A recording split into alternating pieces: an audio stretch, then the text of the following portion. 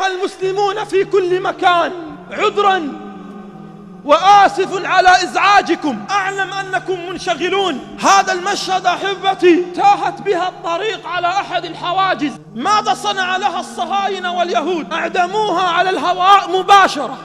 أيها المسلمون يا من بعددكم تغطون الشمس، هذه الفتاة التي لم تنادي ومعتصمات، تعرفون لماذا؟ لأنها تعلم أن المعتصم مات. لم تنادي وعمراه لأنها تعلم أن عمر قد مات. أعدمت على الهواء مباشرة أمام القنوات. فتاة محجبة مسلمة، أختي وأختكم، أختي وأختكم، أعدمت في فلسطين في بيت المقدس. ترى الأخبار نشرت، ترى الإعلام نشر.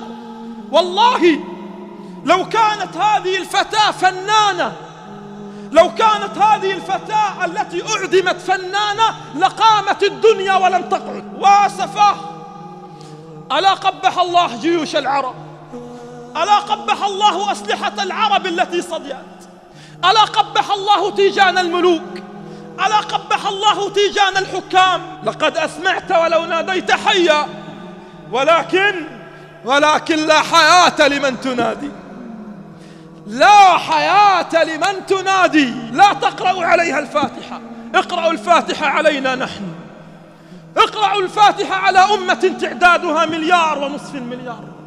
يا ويحنا، ماذا أصاب رجالنا؟ أو ما لنا سعد ولا مقداد؟ أعقمت النساء، أعقمت النساء في زماننا أن تلد المعتصم وأن تلد عمر. وأسفاه،